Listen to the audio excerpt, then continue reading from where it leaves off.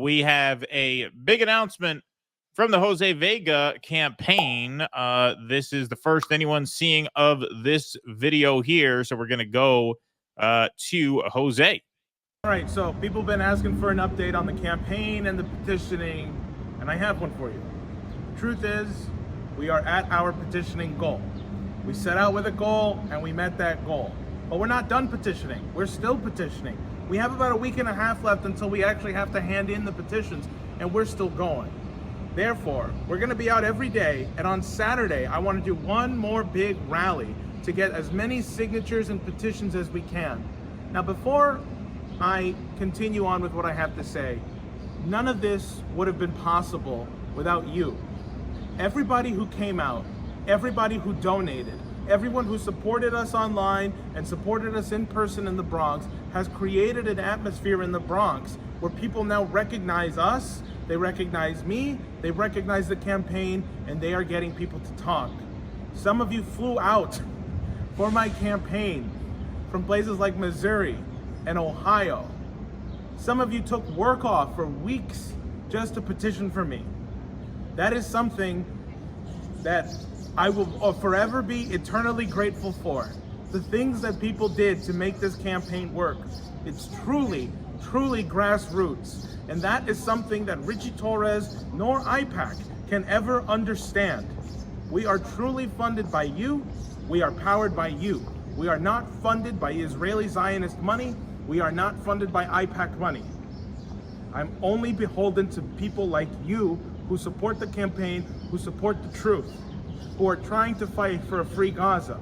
So now I've been visiting the encampments around New York City and in New Jersey. Today I'm at Rutgers University. I tried to visit CCNY yesterday, but that place is locked down like a fortress, as is Columbia. They are trying to squash the movement and the momentum that has built up, that started in New York City, that has spread across the country, and now to all the continents around the world. So the question is, what is next? And that's what I'm calling for. I'm calling for something more to happen, for something to continue, to keep the momentum and the movement going. What that looks like exactly, I don't really know. But I have faith and I trust that the students will keep the movement going and something will happen, a ceasefire will happen, and peace will break out if we decide it should happen. And so with that, that's our update for the day. That's where we are with the petitioning, and that's where we are in the country. So stay tuned, support us if you can. That is something that we have over Ritchie Torres, which is solidarity and humanity. So there you have it. Big news from the Jose Vega campaign. Jose Vega has secured enough signatures to be on the ballot in November. How do you like that, folks? Round of applause for Jose in the chat. And let's give him a little headbang. 1,000 in the YouTube and Twitter chat, 731 on Rumble. Go one more time.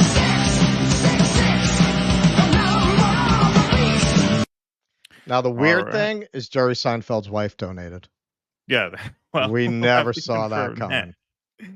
We'll have to confirm that with the man himself who joins us as a surprise guest this afternoon. Candidate for Congress, New York's 15th District, our friend Jose Vega is here. Jose, what's going on? What's up, man? Yeah, sorry. I took Seinfeld money. I took all kinds of money. You know, we have to make this campaign work. No, for purposes, that is a joke. We did not. You're in the pocket of big Seinfeld. Yes. No. We got our first FEC report filed finally, and the information came out. People can see this publicly. You know, $20,000 between the day we started and April 1st, and then you have Ritchie Torres, who's raised about $8 million. So, yeah, it's quite a. You got them right where you want them. Right where you want them. That's right. But right. Hey, look, this is our sort of first post-duopoly campaign that we have tried to help out. And, you know, you obviously benefited from the infrastructure that, you know, Diane Sayre built out from her Senate run. When you first told me the goal, 10,000 signatures in 10 days, I was thinking, that's awful ambitious. I didn't want to be discouraging, but I'm like, I don't know. But you know what? My mind was changed pretty quickly when I showed up, whatever that day was, April 20th. because I saw you had a big team there who were very competent. You had a few ringers there who were just racking up page after page after page of signatures. And I'm thinking, no, he's actually going to get there, and you did. So super exciting news. Barring any unforeseen act of sabotage and fuckery, you are on the ballot in November. So that's huge. That's massive. That's a massive step, because now that bureaucratic process is almost over. I understand you're going to be hitting the streets a little bit more because it's good campaigning anyway. But has to be a huge relief to get this out of the way. Oh, absolutely. I mean, it absolutely is a big relief to get out of the way. But like I said in the video, we're still going. We're still going to keep pumping the numbers, because you can never be too sure. You can never be too safe. I mean, I think part of the reason why also we're still going, and I do want to make another push for Saturday. People should come out on Saturday and get petitions with us if they want to be a part of this historic effort. Is, you guys seen this thing with Alex Karp of Palantir, the CEO of Palantir, who came out and said that if we lose the intellectual debate, we may never be able to deploy the military again. Yes. Not only are the campuses an expression of that, but I think this campaign has also kind of latched onto that as well. Because this is truly a grassroots campaign. We don't use Act Blue here, okay?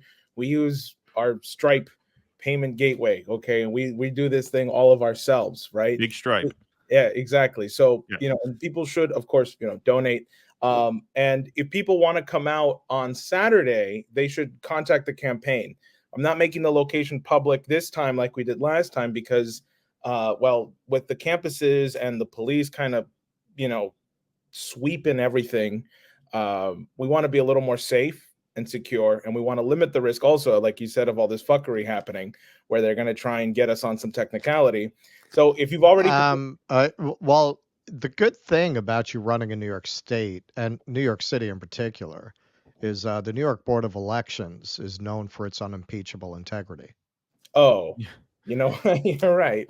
I'm sorry. I should have more faith in the Board of Elections to not try and get well, you were telling me the other day, that the window of days that you have to go in and submit your signatures is May 25th to 28th, right? Which sounds like 4 days, right?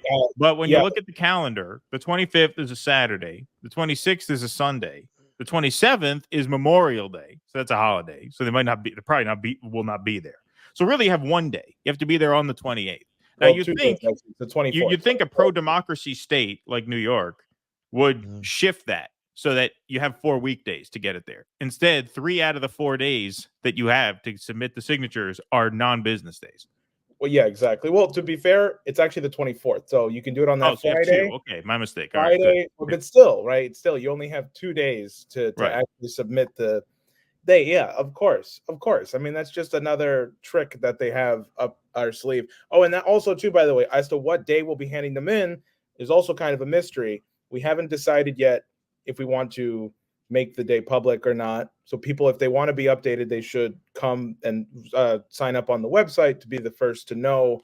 I want to make the point, which is that, a small group of people can actually have a pretty big change. Like, seriously. Like the other day I was at a bodega in the Bronx. I won't say where because I don't want any harassment going on any specific store owner, but I walked in with one of my staffers and we got our coffee and my Monster Energy, and he says, "Oh, you're Jose Vega, right? Yeah. They were talking about you, my other shop up in XYZ place. I really support what you're doing, man." And so he bags up the coffee and drinks. He says, "Cool, man. Take care." Doesn't even charge us anything for it. Just lets us go. Like, that's what I meant when I said it's a little soon to start taking bribes, Jose. You might not want to talk about that on the air.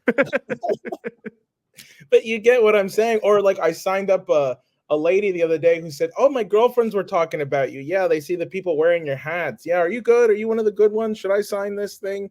Right? There's discussion, there's commotion going on, and that is all because of the people who came out and petitioned. Right? Getting the name out there, getting the branding out there, and getting the ideas out there.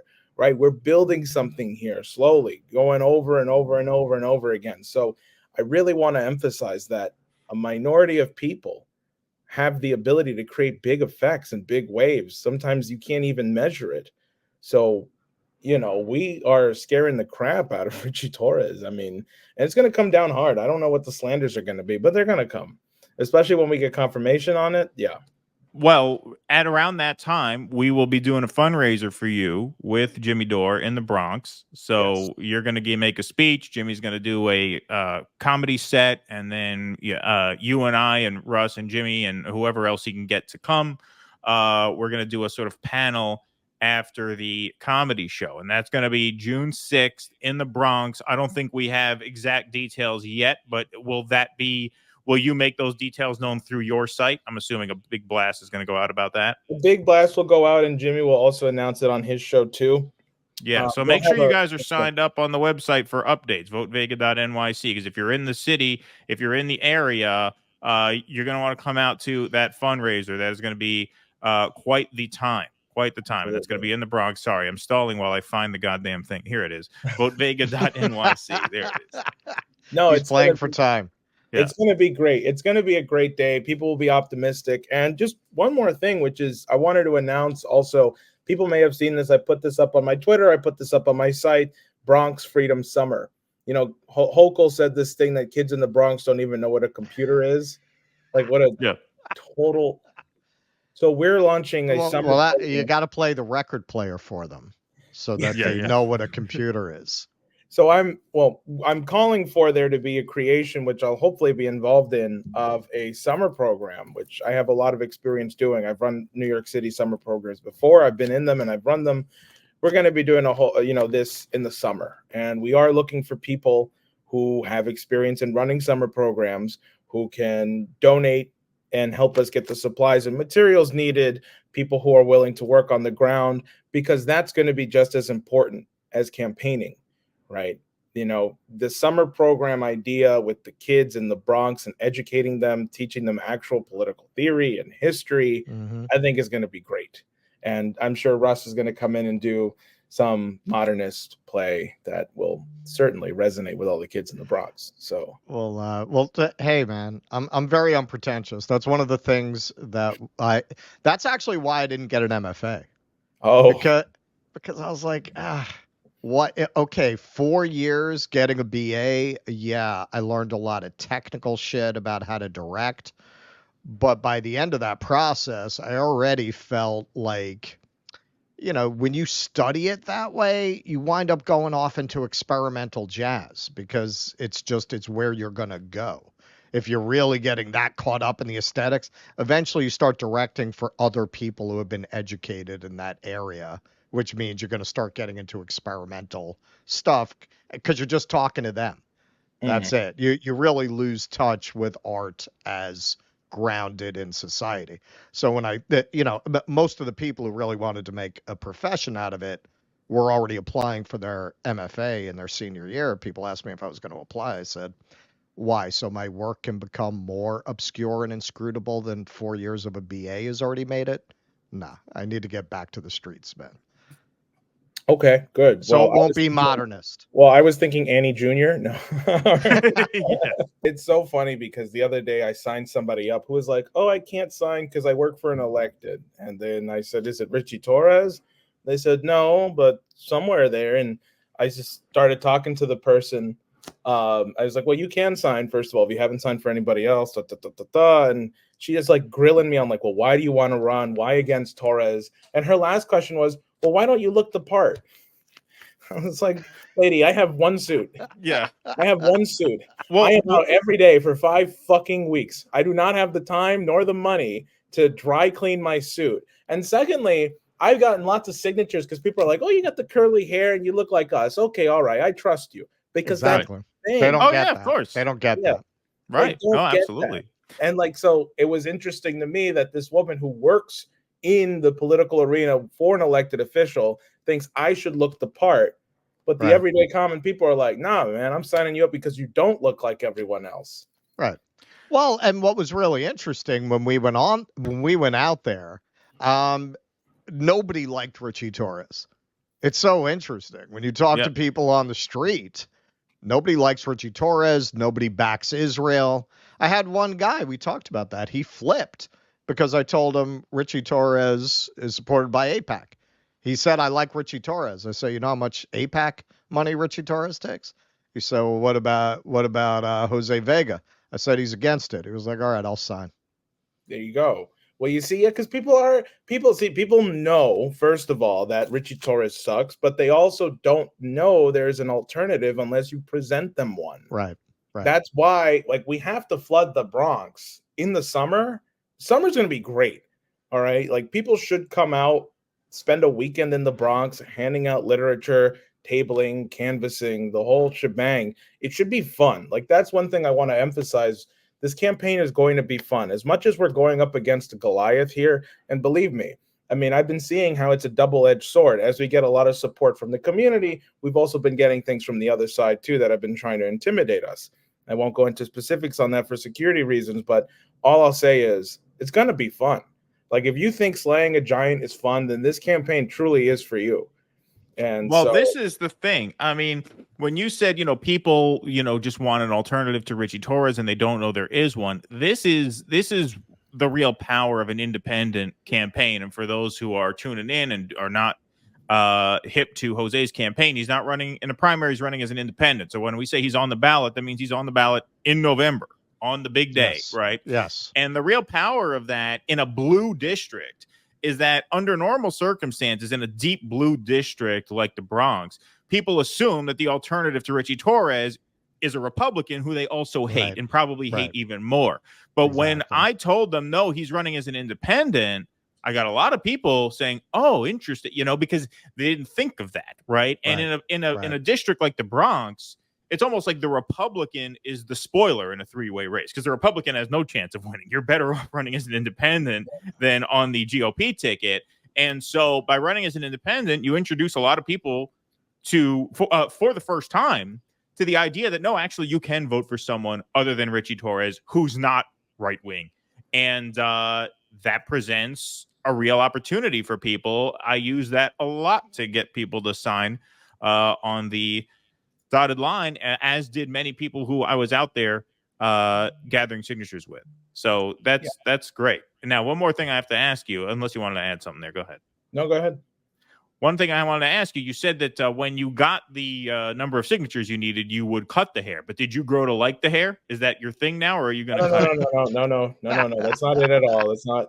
Well, first of all, I did get some conditioner and it kind of like helps with the curls and stuff, Right. It looks fine. It's a maintenance thing. No, I promised I would get the haircut. I'm going to get the haircut. It's just a matter of like when the next pay cycle is, we're broke. I'm broke. So, like I have negative $20 in my account. I used to know a guy who used to shave his head so he'd have more money for weed. So maybe I should do that, but for campaign literature. Like I shave my head because we need to print more, literature. But that's not bad. No, so once there's also still a lot of logistical work to do, and I'm out every day. So hopefully once we hand in the signatures, I will go and I will shave it off for one, I made a promise that I will. So, the shaving, definitely. Yes, I know my beard's overgrown and stuff. Look, people don't understand the petitioning thing. It takes up your life, that big boost we got. Oh, and if you want to know, we got I think that day, the Saturday that you guys came out on that rally, we had about 850 to 900 signatures on that one day. Oh, wow. Awesome. Wow. Yeah. That's great. Yeah. So it was truly great. I didn't realize you got that many that day. No. And I try to keep specific numbers under wraps and stuff because, as much as we like to have fun and joke around, I really do mean not just Ritchie Torres, but you have to understand this guy has raised $1.5 million. No, excuse me, half $500,000 from IPAC in just this election cycle alone. They are not going to go down easy swinging. All right. And if they see an opponent who has a modicum of a chance of taking him down, all right, they're not going to fuck around and they're going to try and squash me like a bug. Yeah. Right. And that's why I need all of you to support this campaign, whether that's money or time or getting the word out there. That's what's going to fight back against IPAC. I know Jamal Bowman is fighting against George Latimer right now. You guys know about this race going on. Yes. I do. I know a fucking foaming at the mouth Zionist who's volunteering for Latimer. Oh I thought that God. was the one you converted. No, there's No, it's another one. No, the other one is Beyond Hope. Oh, Look, I saw this report that in February, 3,000 Republicans switched to Democrat just to vote Bowman out and get Latimer in. Think about that, right? And then what does Bowman do? He says, it's MAGA Republicans funding my yeah, I know. Yeah, opponent. yeah, Like, ridiculous. dude, tell the truth about what this is, because Ritchie Torres is getting IPAC money too. He's not a Republican. Biden is getting IPAC money. All of these Democrats are getting IPAC money. This is not a MAGA thing. That's why you pissed off all the Republicans, right? I mean, that's the kind of guy he is. That's how stupid he is. He's running in a primary, losing the primary, and he attacks MAGA Republicans who don't have a say in the primary. like, I genuinely mean. Come this. on, man. Give us your Bowman. Give us your Bowman. Come on, man. Well, What yeah, was it? How does that's my your Bowman Bowman. go? This is the foundation of democracy. Yeah. No, look, I genuinely do not want George Latimer in there. I really would rather have a Bowman than a Latimer. But at the same We love time, Bowman. He gives us material. Go ahead. Sorry. Yeah. I think it's the fact that we're in this situation right now where you have to pick between, the lesser of two evils. And it just goes to show that our standard of what a politician is, it's been so degraded. We should be demanding more of our politicians. Like in an ideal world, neither Bowman or Latimer would be running. We would have somebody who's actually competent. But now we're in this situation where Latimer is going to completely, at least from what I've seen in the polls, there could be an upset. Yeah. I mean, I haven't seen. I saw that one that came out where he was leading by 18 points. This is Westchester. Westchester, I think the Zionist that I know who's volunteering for him is much more typical of that population than a Bowman voter. There's a tiny piece of the Bronx in that district, and Yonkers is fairly diverse, so he'll get votes out of there. But so much of that district, I mean, you're talking about Scarsdale, you're talking about Tarrytown, you're talking about big money, huge money in that district. And I think the only reason he got in there in 2020 is because, first of all, his opponent made that ridiculous remark on a hot mic about how he wouldn't have to comment on racial justice issues were it not for George Floyd. Right. And I think at that point, don't forget, that was the summer everybody had the black square in their bio. Everybody felt very connected to that cause. And so he rode that wave and got big turnout in Yonkers and the Bronx. And at the time, progressives, a lot of them were still invested in the Democratic Party. Now, a lot of progressives are not. So there's not really a base of left-wing insurgent Democrats to have your back, especially when he's been such a disappointment. So, yeah, it is going to be tough for him to keep his seat. But this is, again, why it's important that you're running as an independent, one of many reasons. We're now on the ballot on the big day. We don't got to worry about getting knocked out in a first round. You now have almost 6 months to rack up as many votes as you can. And we are going to help you do that starting now. And we'll be in the Bronx June 6th. Fundraiser with Jimmy Dore and company. So we're gonna be there, and as Jose is indicating there, we are going to have a little light heavyweight boxing. Yeah, right, exactly. Yeah. So, Jose was Golden Gloves for his section of the Bronx. All right, Jose, we'll let you go. Go ahead, unless you have one more thing. Yeah. I just want to say, because, generally, let's face it, this is a black pill show. That's why we have a black pill in our logo. It's hidden, but if you drop acid, you can it's the dot on the eye is actually a dot black on the eye. It's very black pill. But I truly believe that we are on the cusp of a new massive social revolution. America goes through that from time to time, even before the actual American Revolution. America has always been prone to these moments of mass uprising and mass upheaval and challenges to authority and overturning authority.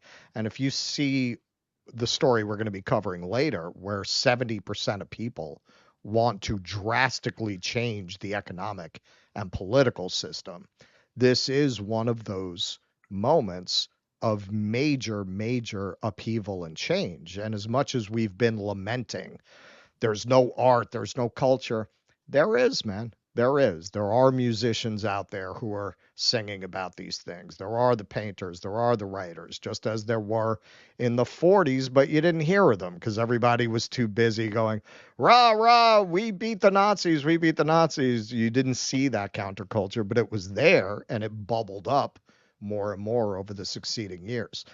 You can't just sit in front of a computer. That is part of what's so important about campaigns like this and efforts like this. Politics is inherently personal, and there's only so personal you can be this way. It's great that this brings us all together, but you got to get out in the streets. You got to actually do something. Otherwise, it's just bitching, man. I mean, you might as well just do movie reviews if that's what it's about. This is really, it's literally about life and death for some people. Absolutely. One question I do want to ask you. So you said CCNY is locked down because that's where I've been out of town for so many months. That's where I'll usually take like my evening walk. I'll cut through there. So you're telling me you can't cut through that campus now? I was with a staffer of mine and we tried some like Mission Impossible, like to try and, no, they got double security check. Oh, wow. So you can't cut through from the gate there. You can't do that. But the security guard told me that it was changing day by day. Yesterday, they had a rally planned there. So that's probably why there was an increase. Right. And then I think I read an article recently that CUNY granted $100 million for private security just at that campus. So, you do see a lot of the private security guards. $100 million? Something like that, yeah. I could be wrong, but it was something like they granted a lot of money. Maybe it was less. Maybe I'm misremembering the figure, but I remember it being something egregious where I was like, Jesus, just for security? But because the commencement is like weeks away. So yeah, that's right. All right, I'm gonna have to go research this after dinner. All right, man. I usually walk to Jackie Robinson Park. I'll go that way. VoteVega.nyc is the website. Anything else anybody should know before we let you go? If people do want to get involved, whether it's Bronx Freedom Summer or in the campaign in general, of course, you can sign up on votevega.nyc. We do need, there we go. There's a number on the back of this card, which never mind. You're not gonna be able to see it there. But if you're lucky enough to get one of my palm cards, there's a phone number on the back. It goes right to me. And, and of course, we do need donations. Absolutely. If you can donate, actually, I actually prefer if you cannot come out and petition or volunteer, then you can donate. I believe, as we do need the funds. Don't get me wrong. I need a haircut. But, your time and your manpower is immensely more valuable because that interaction I had with the woman who said, yeah, my girlfriends have been talking about you. And she's like this 50-year-old mother, she's like, yeah. My girlfriends have been talking about you. They say they see you everywhere. I hope you're one of the good ones, right? That's manpower. That's people power. That's actual grassroots, right? That's not something $8 million can get you. That's something only people can get you. That being said, though, if you can donate, please do so. We do need the funds. All right.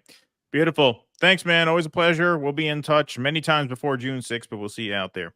Absolutely. Take care. All right. Someone said thank you, Jose. Card. I'll take that too. Yeah, right. All right. Thanks, Jose. All right. See you soon, man. Bye. Round of applause in the chat for Jose Vega, everybody. What a guy. That's pretty good, man. 1 for 1 getting on the ballot. The post-duopoly movement is 1 for 1 and on ballot access as an independent campaign. So we made it. We made it. We are in the game. I would dare say he got the DueDissidence bump. Please clap.